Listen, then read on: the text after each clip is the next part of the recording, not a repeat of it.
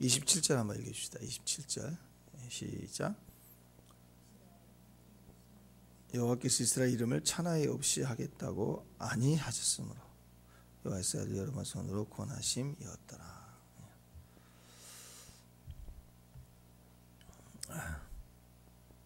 자, 지금 남유다 얘기하다 북이스라엘 얘기하다가 또 남유다 얘기 왔다 갔다 해요. 그래서 잘 그 흐름을 잘 이렇게 보고, 이름이 또 막 서로 반복되거든요. 여호와스도 반복되고 막 이러니까 헷갈릴 수 있습니다.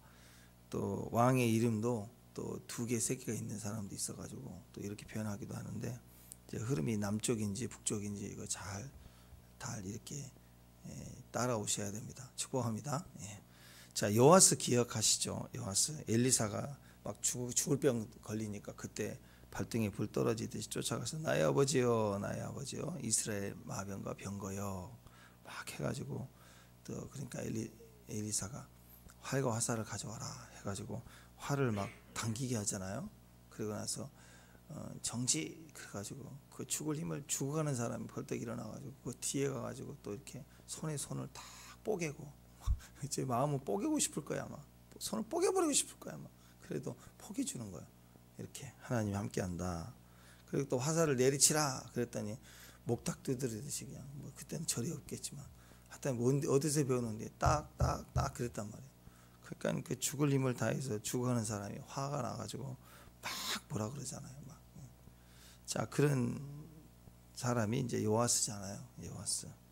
그리고 오늘 주인공이 그 아들 여로보암 2세입니다. 여로보암 2세, 그러니까 여로보암이란 사람의 이름을 따서 이제 북이스라엘에 시작된 그 근원이 되는 첫 번째 왕이 여로보암이잖아요. 그래서 그 여로보암 2세다 이렇게 부릅니다. 근데 이제 이스라엘 역사를 보면 북이스라엘 역사 가운데 북쪽 이스라엘만 보면 최고의 전성기를 누릴 때가 이제 여로보암 2세 때입니다.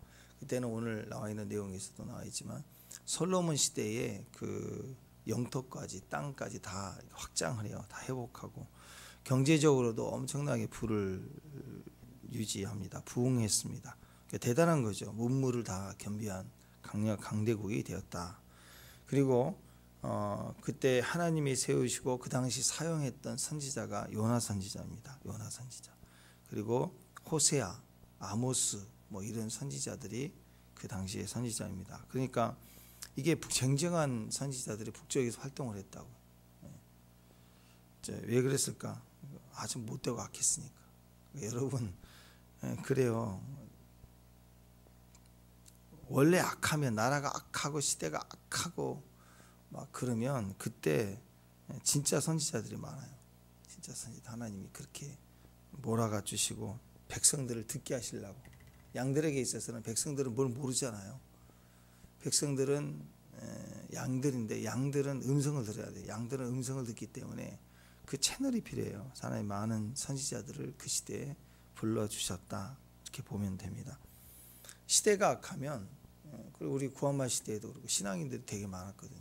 멋있는 신앙인들, 스토리가 많이 남아있어요.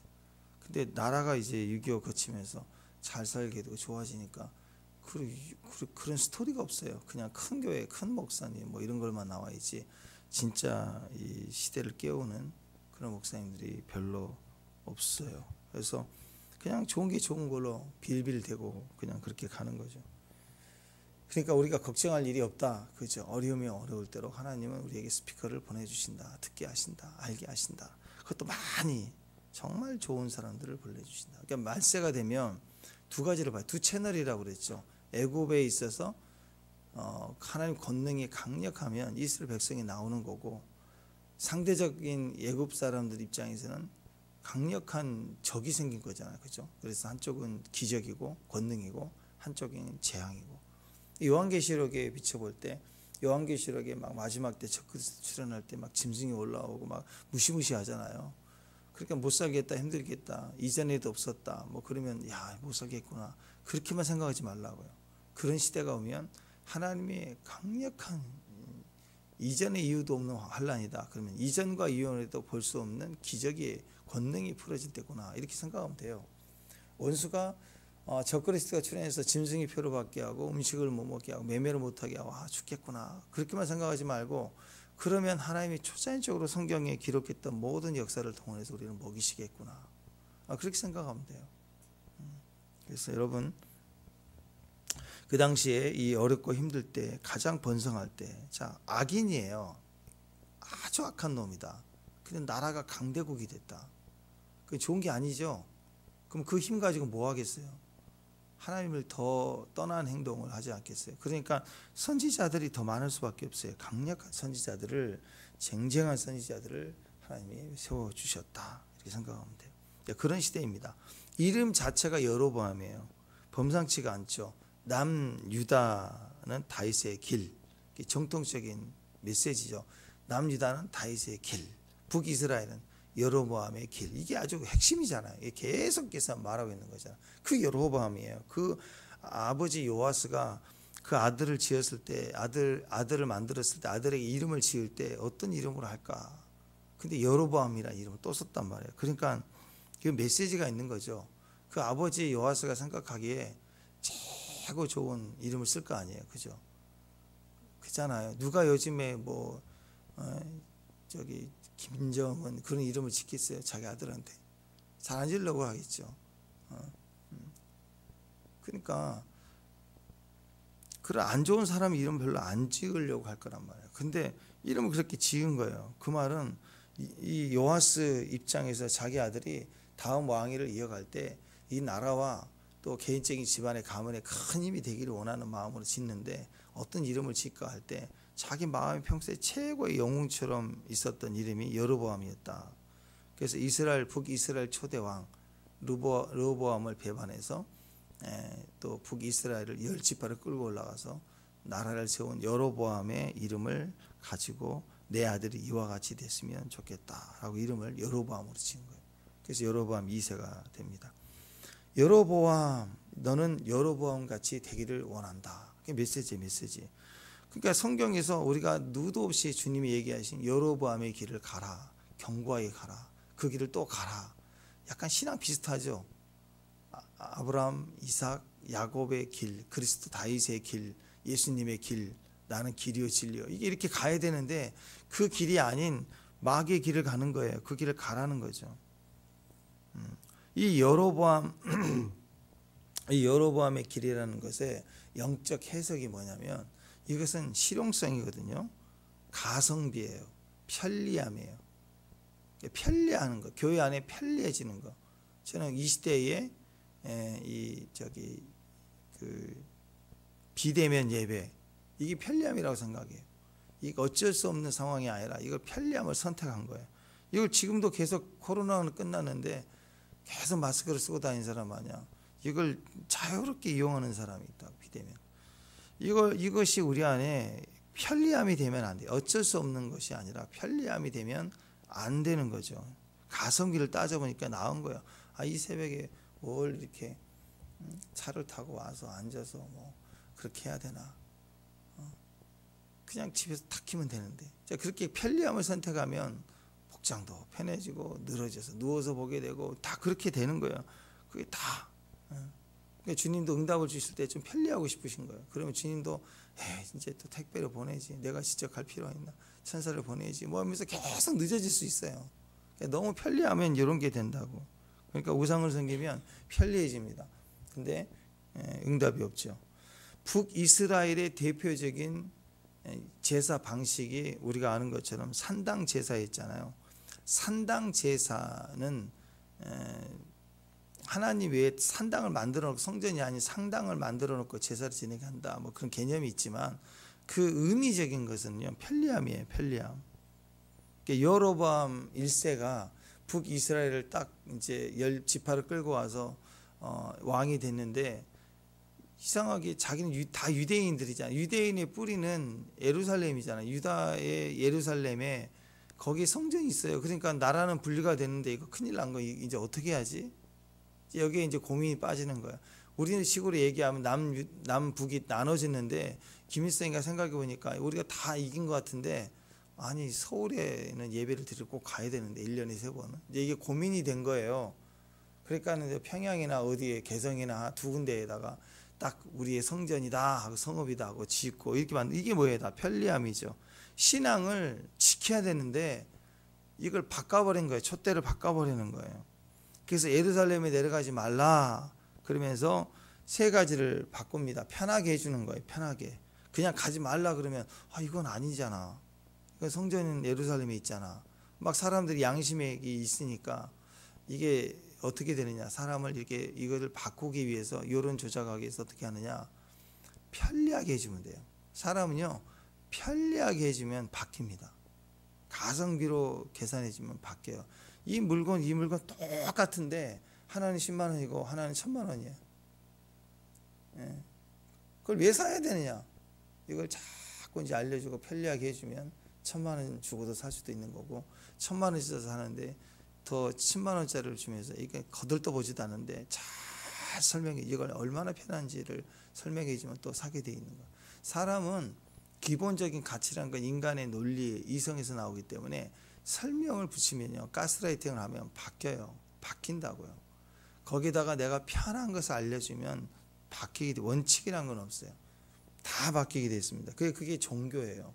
진리는 편리함이 아니거든요. 진리는 편리함이 아니에요. 근데 편리함은 종교예요. 첫 번째는 예루살렘 가지 말라고 하면서 가까운 데서 예배드려요. 가까운 데서. 북쪽에서 내려오려니 얼마나 멀어요. 가까운데. 그래서 단과 베델 두 군데, 나라의 두 군데다 딱 정해놨다고요. 가까운 데로 모이라. 이야, 얼마나 좋아요. 거기다가 법궤가 없으니까 금송아지. 법궤는 못 보잖아요. 지성소에 들어가서 봐야 되니까. 대제사장만 1년에 한 번 들어가잖아요. 그게 일반 백성들에게도 지성소의 법궤처럼 오픈을 해놓고 거기다가 금송아지 만들어서 보게 만들어요. 불상 이렇게 세운 것처럼 누구나 다 볼 수 있게. 뭐가 신앙이 좀 와닿는 것처럼 보이는 거예요. 그러니까 이 비대면이라고 하는 것에 이게 이용하고 너무 이걸 내가 익숙해지는 것은요, 이런 여로보암의 죄와 같은 거예요. 같이 가는 거예요. 편하게 예배드리자. 편하게 예배드리자. 예배를 갖다가 멋대로 세팅해 버리는 거예요. 자기 안에다 다 언제든지 편하게. 그죠? 새벽에 어떤 상황이 없을 수 없는 경우가 아니라 새벽에 드리는 것보다 가성비 따지면 피곤할 때 일어나서 하는 것보다 1시간 2시간 자고 출근하면서 듣고 또는 오후에 좀 차분히 정리하면서 들으면 좋지 않겠어요? 이게 편리함이라고. 편리함. 신앙은 편하면 망하는 거예요. 다윗이 평할 때, 그 다윗도 천하의 다윗도 편안할 때 망하잖아요. 다 편안하면 망하는 거예요. 신앙의 그 환경이 편하면 정신적인 충격이 와야 되고, 정신적인 게 편하면 영적 충격이 와야 된다고. 그래서 날마다 환경에서 막 터지면서 급해서 기도하는 시간이 좀 지나면 거기서 망하는 거예요. 그러니까 그때는 내 내면의 정신적인 것을 충격받아야 되는 거고, 그리고 그것도 좀 치유가 되고 회복이 되고 성숙해질 수 있잖아요. 그 문제가 없나요? 아니죠. 영적 부딪힘, 자아란 죽을 때까지 자아는 자아니까 하나님 말씀을 딱 부딪히면서 그 말씀에 충격을 받아야 된다. 하나님 말씀에 충격을 받으면서, 오늘 또 충격받을 메시지가 몇 가지 있어요. 이 메시지를 딱 들을 때 하나님 이런 거구나, 이러신 분이구나, 내가 이런 모습이었구나. 여로보암의 죄는 멀리만 느껴지는데 지금 우리식으로 얘기하면 비대면 예배 지금도 한다. 가나안 안 나가 성도다. 여로보암의 죄를 짓고 있는 거예요. 편하게 가고 있는 거예요. 편하게. 두 번째가 또 7월 15일이 이제 명절인데 7월 15일을 내려와야 되는데, 이스라엘은 7월 15일이 농번기예요. 제일 많이 일손이 급할 때. 근데 남자들은 아이들을 데리고 예루살렘으로 와버리면 여자들이 그걸 다 했다고. 그거 얼마나 힘들어요. 그러니까 야야야, 한 달 연장, 8월 15일로 해. 명절 절기를 바꿔버렸어. 여호와의 절기를 바꿔버린다고. 주일날 예배를 정해서 드리는데, 야 이게 좀 힘들고 어려우니까 야 우리는 화요일날 드리는 걸로 하자. 화요일날 주일 예배입니다. 그러면서 화요일날 막 바꿔버리는 거야. 정해버렸어. 절기를. 하나님의 절기를 바꿔버렸어요. 세 번째는 제사장이 안 올라왔잖아요. 안 따라왔다고. 10지파가 따라와도 제사장들은 안 따라왔다고. 그래도 신앙인들이라고. 그랬더니 제사장이 부족해. 그러니까 어떻게 해? 야 아무나 해. 원래는 레이즈바 사람들만 해야 되잖아. 근데 돈 주고 줄서 내가 해줄게. 라이센스 막 찍어줬어요. 참 잘했어요. 이것만 받으면 제사장이 됐어요. 막 다 그냥 제사장 시켜버리는 거예요. 편리함이죠. 가성비죠. 근데 다윗의 길은 뭐예요? 다윗의 길. 자, 이게 여로보암의 길인데 다윗의 길은 불편해요. 미련하게 새벽에 일어나야 되고 철저하게 예배드려야 돼. 하나를 하더라도 철저히. 그리고 철저히 말씀의 길을 부딪히며 가는 거예요. 말씀의 충격을 받고 가는 길. 이 여로보암이란 이름의 뜻 자체가요. 백성이 번성했다. 백성의 수가 많아졌다. 그러니까 10지파예요. 12지파에서 10지파를 끌고 왔으니 얼마나 많아요. 그리고 그 아버지가 실용성을 추구했어요. 여로보암 2세 그 이름을 그대로 따서 아들의 이름을 지었어요. 그러니까 너는 지금부터 평생에 편의성, 가성비, 실용성 따짐이 그걸 추구하면서 백성의 수를 많이 늘려야 돼. 이게 세상적으로 얘기하는 번성 아닌가요? 이게 부흥 아닌가요? 성공 그런 거죠. 성공. 그러니까 다시 얘기합니다. 편의성, 가성비 그리고 이 실용성을 위해서라면 무슨 짓을 해도 돼. 무슨 짓을 해. 주의를 옮겨도 되고 그 다음에 아무나 제사장 해도 되고 그 다음에 예루살렘까지 안 가도 돼. 날짜 바꿔도 돼. 뭐만 있으면 돼. 성공하면 되잖아. 그 다음에 성공한 다음에 멋지게 하나님이 섬기면 되잖아. 그거예요. 그렇게 자꾸 이게 성공주의로 끌고 가는 거예요. 이게 여로보암의 의미가 되는 것입니다. 그러니까 뭐 이런 느낌이에요. 좀 불편한 게 있어요. 자, 신앙은 불편해야 되는데 이런 거 있죠. 악한데 어떻게 잘 살아요? 진짜 악한 놈인데 잘 살아요. 잘 돼요.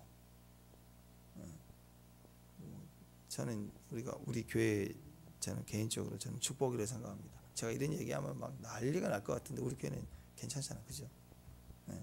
이재명이는 너무 잘 되는 것 같아. 나 화가 나.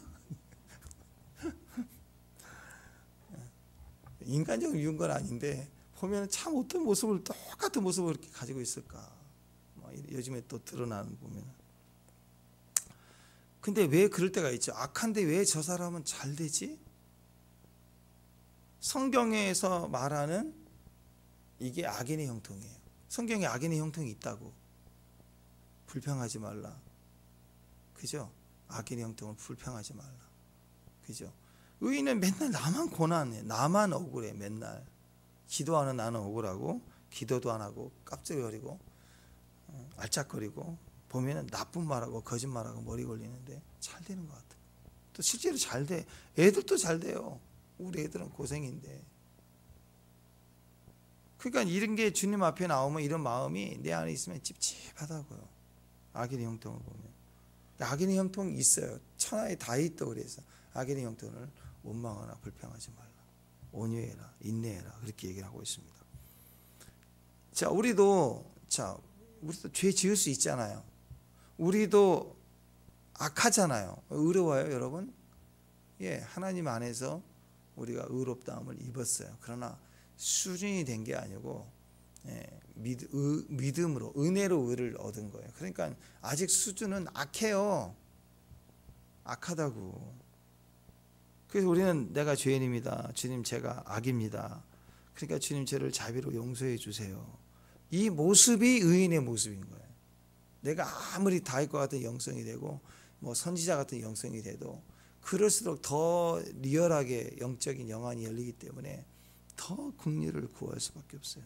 그게 의인의 모습인 거예요. 우리의 수준은 영원히 안 바뀌어요. 성장한 것 같아도 영원히 악인이에요. 수준만 보면. 그러니까 늘 이게 보인 사람은 악할 수밖에 없다고. 악할 수밖에 없다고. 여러분 중요한 자리에 가는데 모임에 가는데 잠깐 커피 마시고 뭐 마시다가 김치 국물이 흘렀다고 생각해요. 밑에 살짝 가려야 돼. 살짝만 하면 보여. 근데 옷을 갈아입을 시간도 없어요. 움직여서 모임에 들어갔어. 그럼 신경 쓰이지 않겠어요? 약간 가리려고 하고 손으로 가리려고 하고 나올 때까지 그 불편함이 있어야 된다고. 우리가 아무리 의로운이고 발표자가 되고 중요한 자리에 있고 해도 약간 뭔가 흠이 있는 거예요. 우리는 항상 그런 마음으로 주님 앞에 늘 긍휼을 구하고 부족함을 구하고, 남들은 안 보일 수 있죠. 손으로 가리고 뭐 가방으로 가리고. 근데 나는 알아요. 그래서 늘 외롭고 늘 억울하고 비참하고 우리 존재가 그런 것을 아주 자연스럽게 주님 앞에 가야 되는 거예요. 이게 정상적인. 그러니까 그런 사람이 무슨 교만이 있겠어요? 자꾸 나서서 한마디 더 해주시죠. 그러면 아니라고 나 안 된다고 가리려고 그럴 거 아니에요. 내가 정말 악질인데 주님이 십자가의 보혈로 우리를 용서해 주시고 사해 주셨어요. 그걸 아니까 막 더 부끄러운 거예요. 나는 흠인데, 아직도 흠인데 의롭다는 거예요. 그러니까 내가 너무 부끄러운, 그게 복음의 역사입니다. 너 끝났어. 맞아요. 나는 끝났어요. 사면이 다 나를 에워싸고 나는 이제 굶어 죽고 힘도 발휘하지 못하고 우리 성은 점령되고 난 죽어요. 딱 이 상황이에요. 딱 이 상황인데 마귀가 너 죽었어. 맞아요. 죽어. 인정해야 돼. 죽으면 죽을 놈. 나 이길 방법이 없다. 근데 우리는 그리스도의 은혜가, 복음이 있어요. 그러니까 그 상황에서 뭐가 나와요? 나를 보면 죽는 거죠. 헤어날 방법이 없어요. 그러나 그때 주님을 딱 바라보면 나 같은 죄인 살리신, 나 같은 의인 살리신, 나 같은 죄보다는 좀 나은 나를 살리신, 그런 적이 없어요. 이 세상에 제일 죄인이 나예요. 나 같은 죄인을 살리신. 그 은혜가 놀라워. 그 은혜가 어메이징해. 어메이징한 거예요. 어메이징 그래서 놀라우신 은혜. 이 찬양을 지으신 분이 노예선 선장이었잖아요. 노예를 잡아다가 팔았던. 진짜 죄인 중에 죄인이었다. 그랬는데 나 같은 죄인도 살리셨어요. 하나님. 얼마나 위대해집니까? 그래서 기뻐할 수 있는 거예요. 그러니까 막 불편하고 늘 용서받을 수밖에 없는 죄인이고 나를 용서해 주세요, 긍휼을 베풀어 주세요 하는 내 안에 그런 그 모습에 인정함이 있을수록 복음은 위대하고 커지는 거고, 그 속에서 우리는 기뻐할 수 있는 거예요. 그렇게 나에 대한 의는 없으니 나에 대한 악에 대해서는 이렇게 겸손해서 어메이징, 그래서 하나님 나를 용서해 주셨으니 너무 감사한 거예요. 아멘? 그죠? 그러니까 우리는 이런 나에 대한 메시지를 가지면 어떤 생각을 갖냐면, 내가 어떤 죄를 지어도 하나님 나를 용서해 주심을 믿기 때문에 주님 앞에 엎드리면 산다. 그거죠. 그 믿음이 있죠. 아멘? 그래서 어떤 상황에서도 감사할 수 있고 힘을 낼 수가 있습니다. 근데 이상하게 그런 믿음을 가진 저와 여러분이 남에 대해서는 좀 달라요. 남에 대해서도 어떠한 죄를 지어도 남의 악은 용서받을 수 있어야 되는데, 똑같이 나와 취급해야 되는데, 남의 악에 대해서는 조금 권선징악을 해 주셔야 돼. 그리스도 안에서도 그런 사람들이 있어요. 나는 버리고 엎드리면 용서인데, 그 은혜가 어메이징 그레이스인데 남의 악에 대해서는 판단하고 한 번은 손 보시고 나서 돌아오시게 해야 돼. 하나님은 그런 마음이 우리 속에 있다고요. 그러니까 저거 용서해 주면 아직 아니죠. 주님, 한 대는 때리셔야죠. 정의를 보여주세요.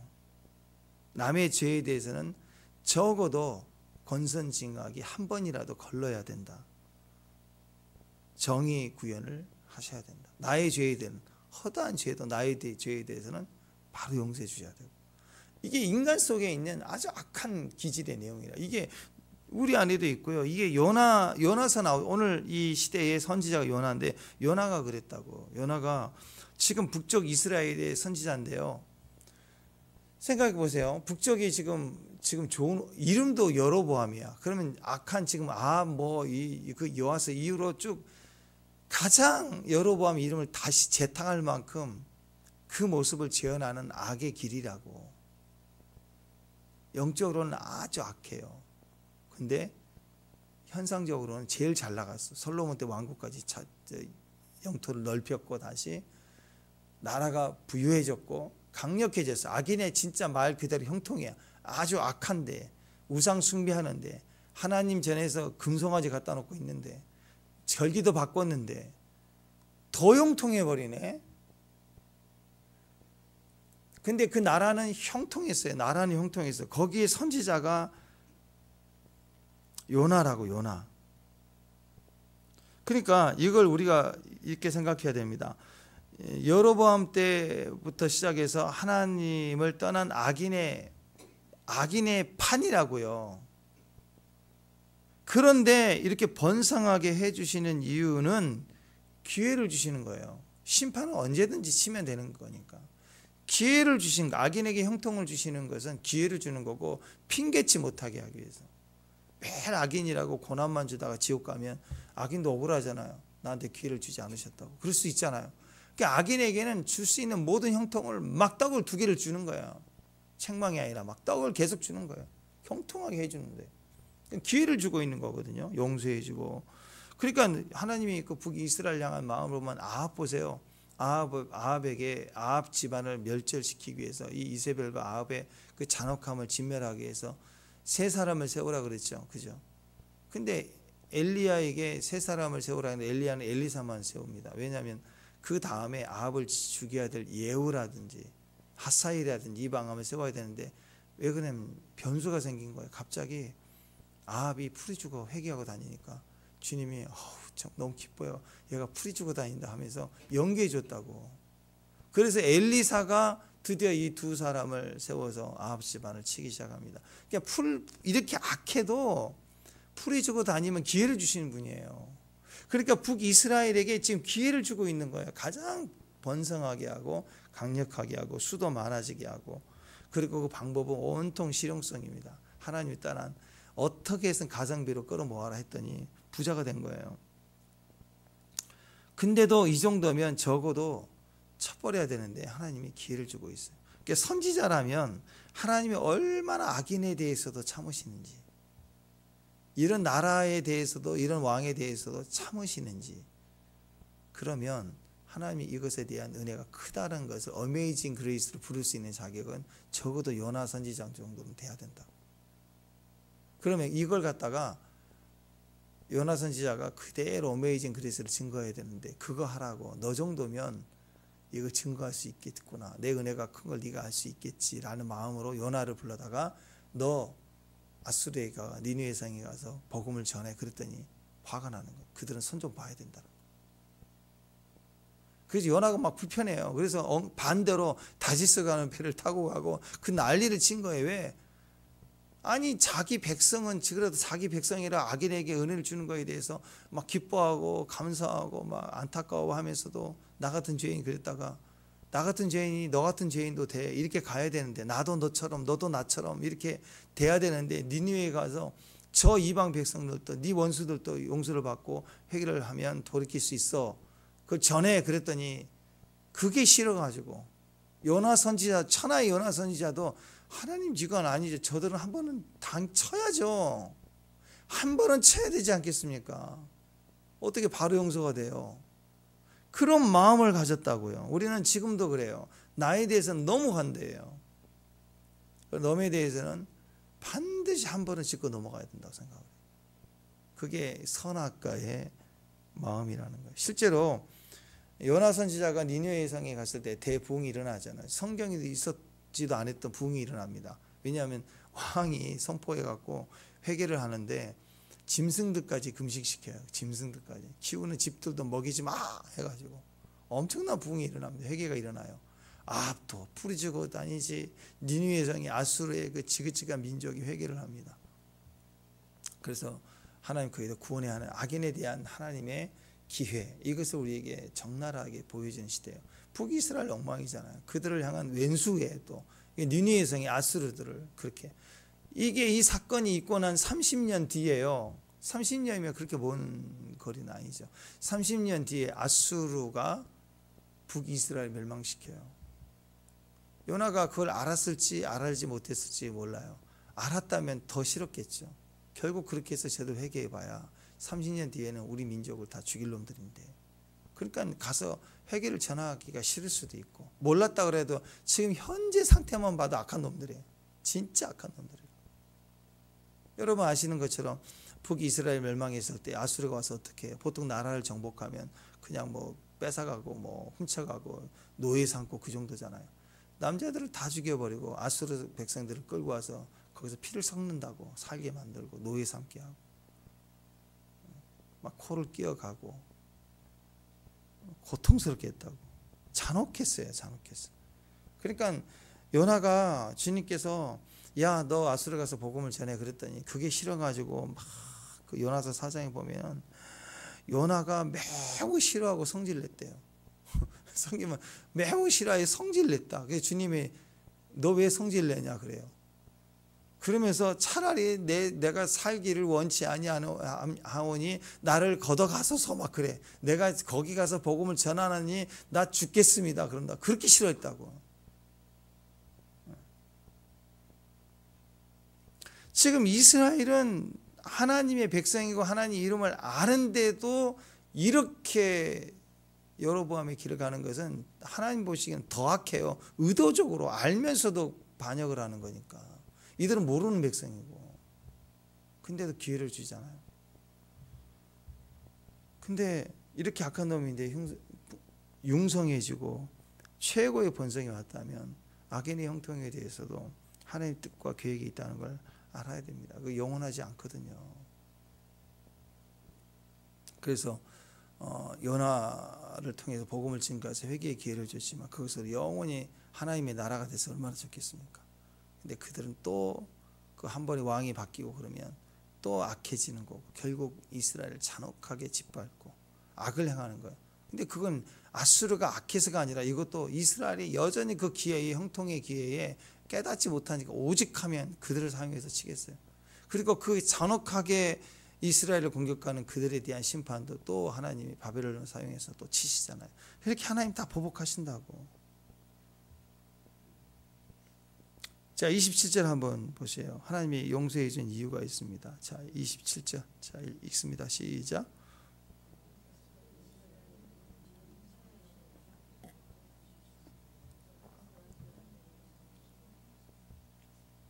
자, 그러니까 지금 이때가 바로 마지막 구원의 기회였습니다. 그러니까 악인이 진짜 악랄한데 악함의 끝인데 끝장판인데 더 번성해요. 그건 끝이에요. 마지막 기회인 거예요. 더 이상 마지막 기회가 없어요. 악인의 형통은 마지막 부러지기 직전이에요. 그때 빨리 죽게 돌아오라. 근데 참 재밌는 게 뭐냐면 요즘에 그 청문회나 이런 거 하면 웃기지 않아요? 여러분 잘 안 보였을지 모르지만 예전에 청문회도 그렇고 이번에 스포츠 청문회도 그렇고 진짜 말도 안 되는 소리하고 맨날 자기가 그 증거가 있는데도 기억이 안 납니다.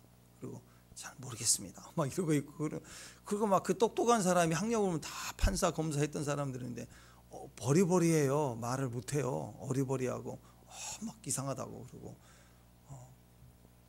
막 울먹이고 막 이래요. 그 재판석에서 막 외쳤던 사람들이 지금 거기 안에 있으면 막 울먹이고 막 그래요. 좀 이상하지 않나요? 그럴 때 우리가 무슨 생각을 갖습니까? 말을 하는 거 보면 너무 억지 논리예요. 너무 억지 논리. 말을 좀 또박또박 한다고 하는 들어보면 좀 바보 같은 말을 막 껴맞춰가지고 막 억지로 우기는 거예요. 그걸 보고 있으면 아니 초등학교 아이들 그 글쓰기에서도 보면 틀린 문장 구조처럼 전혀 말이 안 되는 논리를 막 피는 걸 보면 억지 논리죠. 억지 논리. 그때 우리는 실망스럽고 무슨 코미디 같고 뭐 그러지 않잖아요. 실망스럽죠. 뭐 저럴까? 인정하면 되지 않을까? 그렇게 쉽게 되지 않아요. 인정을 절대 안 해야 되기 때문에 억지로 하는 그 억지 논리를 볼 때 우리는 참 너무 우습다 그렇습니다. 그러면서 우리가 얘기하죠. 뻔뻔한 놈. 그래, 뻔뻔하다. 거짓말이다. 믿을 수 없다. 우리가 보면 다 그래 대부분. 그렇게 갈 수밖에 없는 거예요. 너무 뻔뻔하고 너무 억지예요. 억지. 근데 여러분 인류 역사 가운데 가장 억지 논리가 뭔지 아세요? 그 십자가예요. 십자가. 우리를 살려주려고 인간은 누구도 한 번도 생각해 본 적이 없는 죽음으로 우리를 살려내신 거예요. 그 영어 노래 중에 How Many Kings라는 찬양이 있거든요. 이 땅에 많은 왕들, 어마어마한 각 나라의 왕들이 있어. 인류 역사의 왕들 중에 백성을 위해서 죽은 왕이 있느냐? 없어요. 백성을 죽이고 자기는 살아. 내 아들 살리고. 근데 왕 중의 왕인 예수님은 자기 백성을 위해서 스스로 비참하게 죽으셨다. 뭐 이런 가사의 내용이에요. 누구도 생각해 본 적이 없는 죽음에 자기 독자를 죽여서 백성을 살리는 그런 왕이 어디가 있습니까? 그러니까 이건 너무너무 감사할 일이죠, 우리 입장에서는. 근데 동시에 이건 너무 억지예요, 억지. 왜 그렇게 왕이 잔혹하냐? 백성을 사랑해서. 그러니까 웃기는 거죠, 정말. 정말 웃기는 거. 그래서 멘붕이 와요. 그리스도를 만나면, 복음을 들으면 멘붕이 오는 거고, 해골의 곳이 십자가가 세워지는 거. 지금도 큐티를 보다 보면 큐티 할 때 내용 중에 멘붕이 와야 돼요. 주님의 억지 행동이 믿어지지 않는, 이건 공의, 가성비로 이해가 안 되는 게 은혜거든요. 죽일 놈인데 형통을 주고, 의인인데 고난을 주고, 이거 억지, 왜 그러셨습니까? 사랑하니까. 아니, 사랑하는데 악인에게 형통을 줘요? 사랑하는데 의인에게 고난을 주십니까? 어떻게 그런 억지를 하십니까? 주님을 막 청문회에 세워놓고 질문하면 막 그러신다고. 아니, 저 악인이 몇 월 며칠 몇 시에 이런 죄를 분명히 졌지 않습니까? 주님 딱 물어보면 주님이 잘 모르겠다고, 잘 기억이 안 난다고, 주님 이러신다고. 왜? 그가 풀이 죽어 다니는 걸 봤거든. 그럼 주님은 아무것도 나 잘 모른다고. 원수가 막 참소를 해요. 저 나쁜 놈 막. 근데 주님은 잘 모르겠다고. 기억이 날 듯한다고. 잘 모르겠다. 그러니까 그 세상의 억지를 막 들으면요, 막 화가 나고요, 막 웃겨요. 웃기고 어떤 경우는 웃기지도 않아요. 막 저런 사람이 무슨 뭐 후보감이냐고 막 비난이 오죠. 근데 성경의 억지 논리는, 하나님의 억지를 계속 들으면요, 막 화가 나는 것처럼 그러다가 거기서 깨져요. 그게 은혜 앞에서 깨지는 거예요. 내 논리가 박살이 나는 거라고.